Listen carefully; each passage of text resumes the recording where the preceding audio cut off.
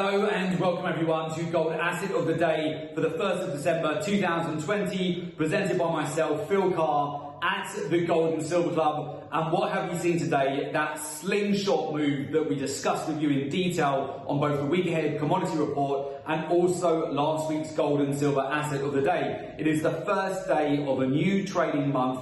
We've seen that typical breakout here on the precious metals that we discussed with you in detail last week. In fact, we built into 4 positions yesterday on gold, 3 positions on silver. Our gold trades are up now over 1,000 points over 4 trades, and we've reloaded on silver again. The best entry, in fact, we got yesterday was $22.25 per ounce. The best entry that we got on gold was $1,773 per ounce. The low, of course, was $1,764. So with that, what can we expect next here? Well, first of all, I need to just backtrack with you very slightly, and I do think it's worth you noting this for future years as well. As you go into Thanksgiving, especially when you have contract settlement and contract expiry, look out for capital to flow out of the metals here. You've got the contract settlement, traders will be closing out the positions, moving into cash, especially in the lead up to Thanksgiving. We had the very last trading day of the month just yesterday on the 30th of November. And what did we see? That reversal and capitulation. It started with silver. We started to see that price action build up into the close on silver after it tapped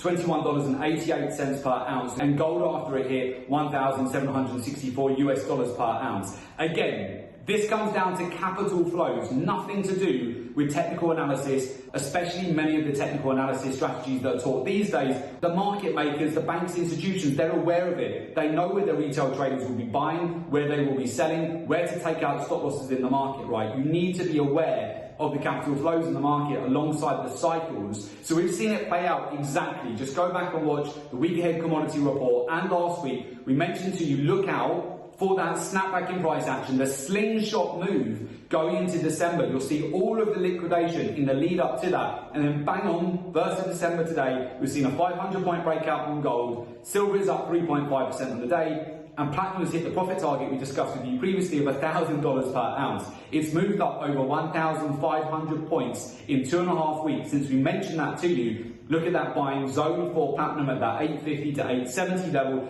Today, platinum prices hit $1,000 per ounce. We discussed with you in detail the platinum to gold ratio. What you wanted to be looking at in terms of platinum prices were half the price of gold. In order to catch up, they needed to be closer towards $950 per ounce, and we were targeting that magnetic level at $1,000 per ounce. So it's been very lucrative start here to the month of December. Big boom up on the metals. And of course, as you know, nothing fundamentally has changed here. Goldman Sachs have put out further updates expecting the biggest bull run that we've seen yet into 2021. Copper prices over the month of November had the best month in 10 years, breaking out to 8-year highs. Platinum prices, they're now trading today at 6-month highs. We've seen oil prices up 27% over the month of November, and gold and silver, relative to these other commodities which have boomed up, need to play a lot of catch up. Now, there's been a few other points of confluence here as well. So yesterday we had the first tweet from Janet Yellen. So she's going to be appointed by President-elect Joe Biden as the Treasury Secretary of the Federal Reserve. And with that, we know what the playbook here is with Janet Yellen. Very similar to Ben Bernanke.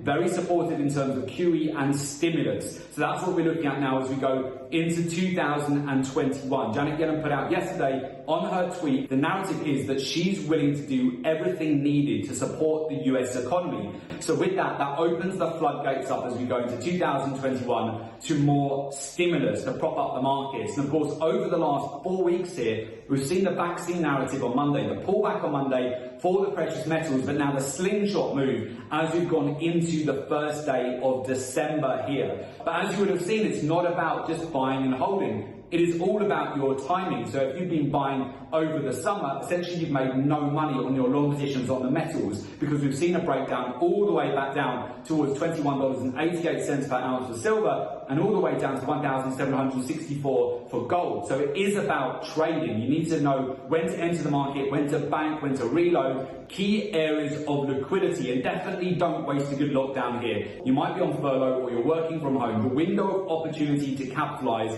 is shortening by the day. You've already seen a massive move today on the metals. You definitely don't want to miss out on the back-to-back opportunities we have coming between now and the end of the year. We have Jerome Powell testifying today and tomorrow. Non-farm payrolls on Friday. Next week we have the European Central Bank announcement. The week after that we've got the FOMC statement, and I definitely want you to be able to maximise it. And now is a perfect opportunity for you to level up, improve your trading, learn a research-driven approach to the market where you understand the cycles, the seasonal plays, the capital flows in the market, utilising market intelligence, data, and trade the same way that the hedge funds, the money managers and the institutions are. So if you would like to learn a research-driven approach to the market, join the live trading room mentorship program. There is an opportunity for you to do so. Just make sure you click in the link below today's report in order to make an application to become a member of the Gold and Silver Club.